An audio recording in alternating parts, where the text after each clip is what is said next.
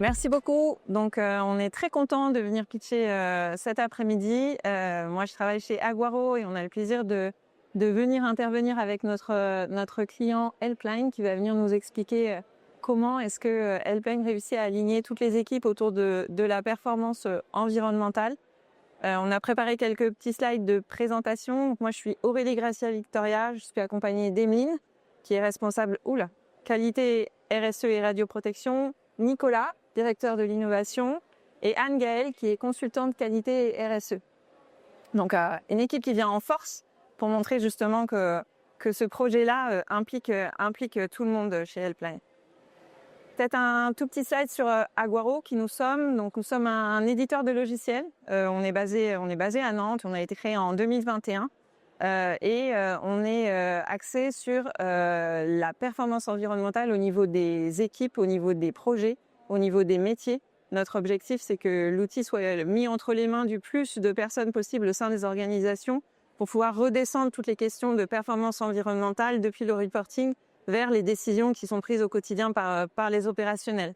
On est une entreprise qui a été reconnue sur certains nombre de référentiels que vous avez ici. On est aussi engagé en 1% for the Planet.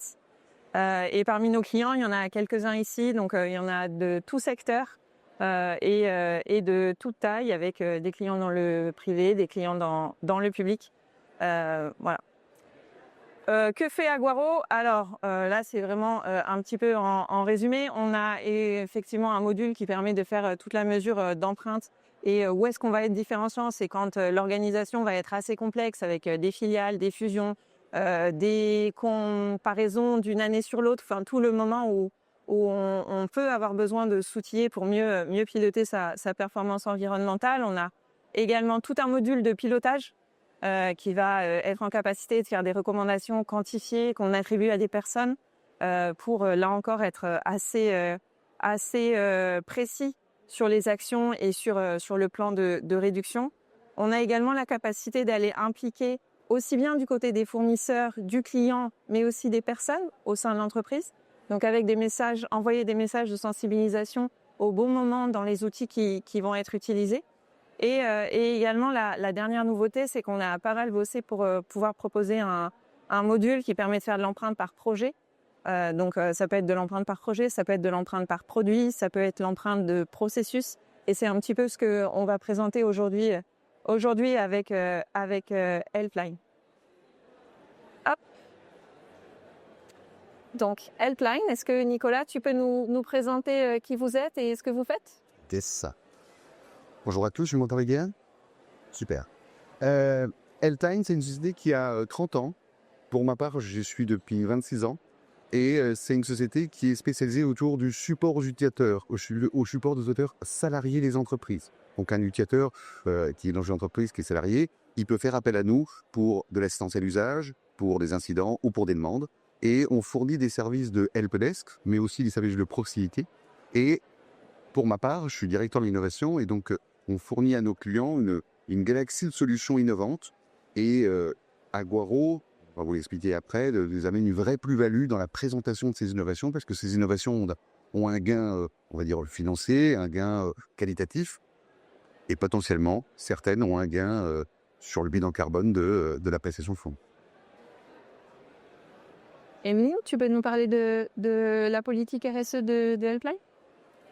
Oui, alors chez Helpline, nous sommes convaincus en fait qu'une entreprise doit s'insérer, interagir avec son environnement économique, social et environnemental de façon positive.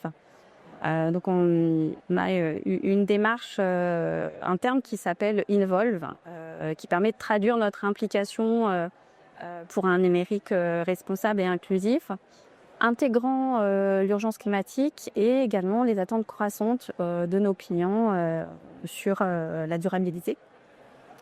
Donc notre engagement structure autour de 4 axes.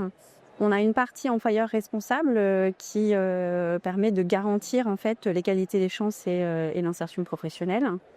Un autre pilier qui est autour de l'acteur pour un environnement durable. On va en fait s'engager vers une neutralité carbone avec des objectifs qui sont certifiés SBTi. Un troisième pilier autour du partenariat responsable qui va concerner en fait toutes les relations qu'on a avec nos fournisseurs, fondées sur la confiance, les relations équitables, pratiques loyales et respect mutuel. Et un dernier pilier autour des actions solidaires. Donc là, c'est plus l'initiative et les concrétisations des actions solidaires au sein de l'entreprise. Et tous ces engagements sont en fait reconnus par nos certifications. Donc on a des certifications ISO 9001, ISO 27001 pour la partie sécurité de l'information, EcoVadis Silver et également CyberVadis. Et qu'est-ce qui vous a amené, quel était le besoin autour de la partie empreinte environnementale qui vous a amené à lancer un projet? Alors, on a en fait identifié 3 besoins majeurs pour lancer le projet et nous orienter vers le développement d'un outil. Donc, tout d'abord, c'était automatiser en fait le bilan carbone qu'on réalisait en interne par une ressource interne formée à la méthodologie ABC. Et l'objectif, c'était de pouvoir automatiser en fait pour se concentrer sur l'amélioration de la qualité des données et la collecte des données. Et se concentrer sur plutôt les actions d'amélioration et les plans de transition. On avait aussi pour objectif d'aller plus loin que la vision globale de l'entreprise et pouvoir faire une granularité, une segmentation autour des pays, des sites et jusqu'à la prestation client. En fait, qu'on puisse cibler des améliorations sur des prestations et de co-construire avec mes clients en fait des plans d'amélioration, qu'ils soient personnalisés. L'objectif aussi, c'était pour avoir ce partenariat avec nos clients, c'était intégrer dans le suivi et le pilotage de nos prestations des KPI RSE qui permettaient d'avoir autour de l'empreinte carbone et autour de nos engagements. Et puis aussi une autre ambition, c'était de proposer en avant-vente en fait à nos clients et nos prospects une estimation, une projection en fait de l'empreinte carbone de la prestation qu'on s'engageait à délivrer.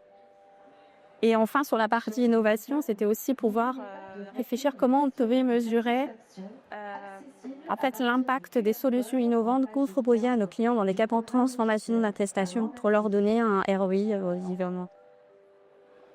Et donc tu dis une double approche, à la fois une approche de comment est-ce que je peux essayer d'aller voir jusqu'au bout dans mon empreinte carbone, l'empreinte de mes produits et de mes services vendus, et puis également une dimension assez finalement commerciale et un avantage en plus pour pouvoir au niveau des clients expliquer que vous aviez aussi cette attention-là et cette valeur portée sur l'empreinte de vos opérations. Oui, tout à fait. Et en fait, en faire plutôt que le faire sur demande, pouvoir le faire nativement dans nos offres et compléter en fait une approche qui était technique et financière qui est déjà intégrée dans nos réponses aux clients, avoir une approche aussi empreinte environnementale et orientée vers l'État. Merci. Et pourquoi Aguaro du coup? Qu'est-ce qui vous a amené à... On est super, on le sait, mais j'aime bien quand c'est les clients qui le disent. Alors, premièrement, il y avait une vraie démarche qui était... nous, on est une société qui est dans l'IT, d'accord? Et donc, on fait du support informatique. Et donc, nos clients sont des gens de l'IT. Et dans le cadre de nos prestations, on est quand même intéressé parce que vous êtes un expert d'un des outils majeurs du marché et de ce qu'on appelle les ITSM, donc ces services no, sur la gestion de parc. Une grosse partie, une bonne partie d'un bilan carbone se mesure sur les assets informatiques, leurs achats, leur durée de vie, leur remplacement, leur renouvellement et tout ça. Et donc clairement, c'était super important pour lui parce qu'une grosse partie était dans le même métier parce que nous avons un service chez Alpine, donc ça correspondait bien. Deuxièmement, Aguaro est une entreprise à impact, une entreprise qui a une méthodologie certifiée ADEME, donc tout ça, ça nous rassurait pas mal. On avait une vraie problématique d'accompagnement au changement. Alpine, c'est une entreprise qui a 30 ans, comme je vous dis, et on est passé d'une quinzaine de salariés qui étaient à Nanterre à actuellement 4000 salariés qui sont dans 9 pays sur 18 sites différents. On a une segmentation par pays, on a une segmentation par pays. Enfin, on a vraiment une complexité qui s'est faite au fur des années dans cette entreprise et on a vraiment chanté avec Aguaro une capacité à nous accompagner sur cette complexité et ce traitement en termes de projet. Et puis on avait une ambition commune, c'est qu'il y avait le sujet qui était le calcul, je veux dire automatique, ou en tout cas le calcul simplifié d'un bilan carbone d'entreprise qu'on puisse segmenter. Et il y avait aussi cette notion de pouvoir donner à nos clients une visibilité d'un bilan carbone à venir. C'est-à-dire que quand on répond à un appel d'offres, on est en capacité de lui dire, monsieur le client, voilà le dispositif humain qu'on va vous mettre en place et voilà la projection que l'on prévoit en termes de bilan carbone de la prestation. Très bien. Et comment le projet a été déployé? C'est Anne-Gaëlle, pour le coup, qui répond? Dès le départ, on a eu une volonté de faire un projet et de monter une équipe pour un travail collectif. Pas uniquement juste de se dire on va automatiser, c'est un outil RSE, on reste dans notre équipe RSE.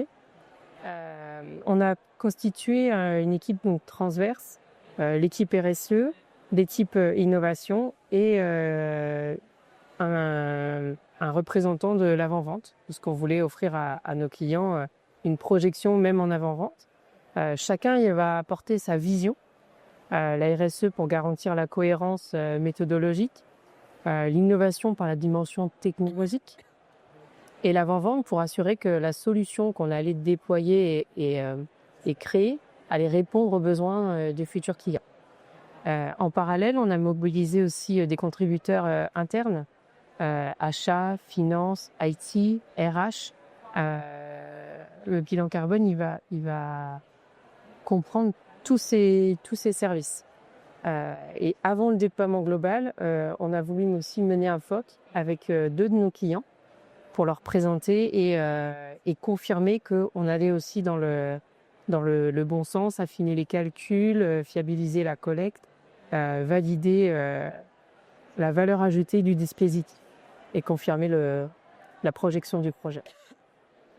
Donc, une approche qui va montrer aussi bien au niveau de l'outil, d'intégrer les émissions qui sont pertinentes. Donc, on parle de quoi? C'est des émissions de matériel informatique, des émissions de temps de personnes, des émissions de déplacement. Ah oui, ça va être tout ça. Ça va être le déplacement domicile-travail, ça va être le nombre d'ordinateurs, ça va être le nombre d'imprimantes, ça va être les déplacements preux. L'énergie. Les interactions. L'énergie. Oui, l'énergie. Il y a une multitude de sources qui fait que ça impacte différents niveaux de l'entreprise. Et l'enjeu étant évidemment de ne pas juste faire un ratio monétaire, mais d'être vraiment dans la prestation du client et puis de dialoguer avec le client sur voilà le prix que je vous propose, voilà ce que ça implique en termes de TP, en termes de matériel.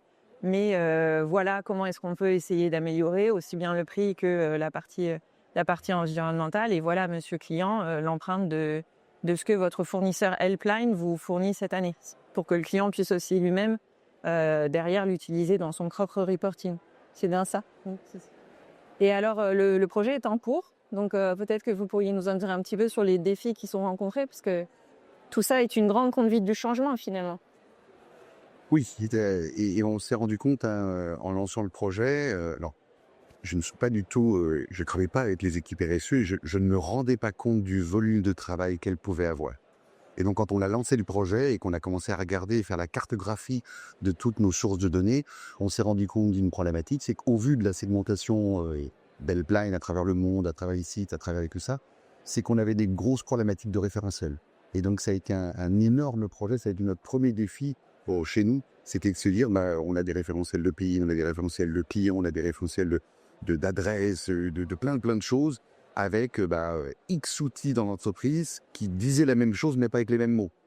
Et donc, on a eu un vrai travail de remise à plat, qui est toujours en cours, mais sur lequel on a vraiment avancé, sur lequel on a vraiment pu partager avec beaucoup de monde dans l'entreprise. Mais c'est vachement important qu'on arrête de travailler un peu en faisant beaucoup d'Excel et qu'on souhaite être un tout peu plus industrialisé. Et ça a été un vrai bienfait, ce projet, pour nous, en interne, sur ce sujet. Déjà, et puis on a aussi travaillé sur le fait qu'on arrête, ou en tout cas qu'on réduise la collecte manuelle. La collecte manuelle, c'est les équipes RSE qui recevaient des centaines de mails tous les mois avec des factures d'électricité, les thunes, des fichiers Excel, des machins. Et donc là, maintenant, le fait d'avoir une solution centralisée où globalement on va automatiser une partie et organiser le reste, clairement, ça va nous changer la vie sur cette partie-là. Et puis, on voulait aussi être dans une démarche en termes de défi, c'est d'avoir des données claires qu'on puisse bien comprendre et donc qu'on puisse bien expliquer en interne à nos collaborateurs. Parce que notre démarche, comme vous l'a dit, en termes de projet, c'est une démarche vraiment collective d'entreprise. Et comme on veut être en capacité de segmenter cette donnée très bas dans l'entreprise, il faut que chacun de nos collaborateurs comprenne ce que c'est qu'un bilan carbone, comprenne ce que c'est cette segmentation du bilan carbone, des facteurs d'émissions et autres. Donc il y avait une vraie démarche dans le projet autour de la pédagogie qui était vraiment très très importante à nos yeux. Alors, je rajouterais juste une information sur la collecte des données, précisée. Il ne faut pas négliger le temps à cartographier les outils sources de données manuelles et externes ou internes. Pour pouvoir, parce qu'on se base, nous, sur des données d'activité réelle. On va chercher des factures, des rapports ou des données d'activité ou des enquêtes. Donc là, c'est hyper important de connaître toutes les sources sur des cartographies. Et aussi en fait, pour donner de la crédibilité à la démarche et être transparent, c'est important en fait d'identifier le périmètre et d'être clair avec le périmètre opérationnel. Donc nous, on a choisi de prendre en compte 95% des effectifs libres et aussi de lister précisément des postes d'émission qu'on retient, ce qui permet en fait après d'être transparent et cohérent quand on communique avec nos parties prenantes, donc par exemple avec nos clients, et qu'on soit comparable, parce qu'on sait de quoi on parle et de quel périmètre on va comme périmètre qu'on va mesurer.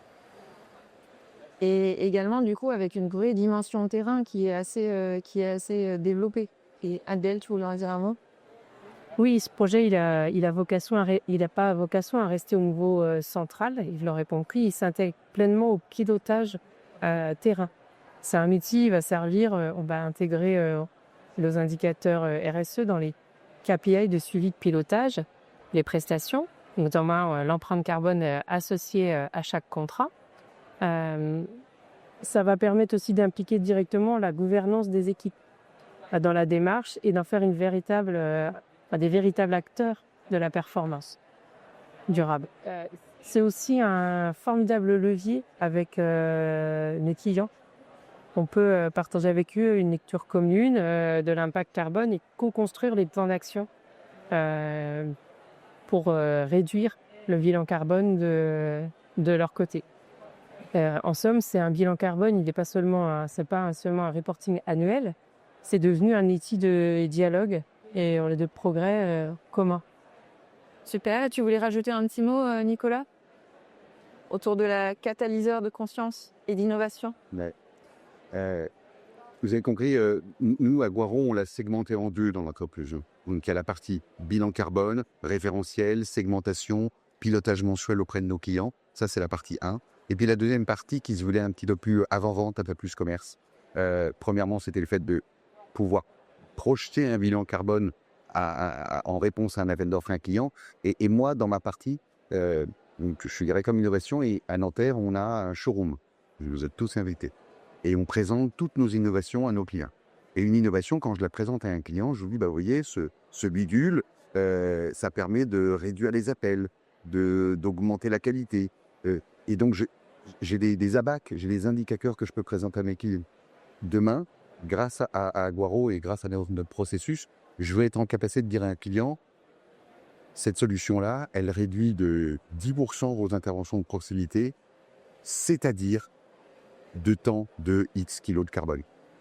Bon, aujourd'hui, on a, avec ce projet, on a beaucoup travaillé avec nos partenaires fournisseurs de services chez nous pour connaître et avoir aussi de leur part une segmentation du bilan carbone des solutions. Plus longuement, Helpline, sur des appels, on fait des chats, il fait du support vidéo, il fait des interventions de continuité. Voilà, là, tous ces éléments-là, on travaille à pouvoir cartographier et avoir une valeur unitaire de la solution pour pouvoir, en présentant à nos clients des bénéfices de nos solutions de vente, à donner une valeur, un ROI carbone, si je pouvais dire ça. Merci, Angel. Je voulais dire un dernier mot sur les prochaines étapes. Donc, ils l'auront compris, le projet est encore en cours, mais les prochaines étapes, ça va être de former plus largement l'ensemble des utilisateurs internes pour leur apporter une culture carbone et comment utiliser les outils pour renforcer l'autonomie des équipes. Ensuite, ça va être aussi d'améliorer la fiabilité de la collecte de nos données en intégrant davantage de faits automatiques. Et enfin, c'est de travailler avec nos partenaires éditeurs. Comme disait Nicolas, on fait de l'innovation. Et ça va être de travailler avec nos partenaires pour définir l'empreinte qui est directement liée à leur Yeti. Et à terme, notre ambition, c'est pouvoir projeter l'empreinte carbone, donc vous l'aurez compris, dès la phase d'avant-vente. Ça va permettre à nos équipes, nos clients, sous concrètement des progrès réalisés et faire un véritable levier de confiance et de partenariat responsable avec les clients. Merci à tous les trois. Nous, évidemment, chez Aguaro, on est vraiment très contents de participer à cette démarche qui, vous le voyez, dépasse complètement la solution logicielle que nous on propose, parce que c'est vraiment une logique d'alignement des différents métiers. Et c'est vraiment quelque chose qui est assez inspirant. C'est vrai que moi, je suis venue à ProDurable l'année dernière et les RSE ne parlaient que CSRD, j'ai un super outil qui va te faire le reporting magiquement, etc. Moi, j'aime bien qu'on ait un pied vraiment ancré dans les opérations et dans le fait de dire, mais en fait, la RSE, là, ça devient vraiment le business partner des avant-ventes, quoi, pour pouvoir montrer aussi tous les efforts qui sont faits main dans la main avec les clients. Voilà. Je pense qu'on peut conclure sur ça. N'hésitez pas à venir nous voir. On est tous les quatre sur le stand d'Aguaro, là, qui est juste derrière, le numéro 63, et qu'on puisse éventuellement discuter ensemble des projets que vous avez envie de suivre. On parle beaucoup d'IA, par exemple, en ce moment. Nous, notre solution, ça peut permettre de faire des comparaisons de scénarios avec ou sans IA sur des projets de services, des projets aussi industriels.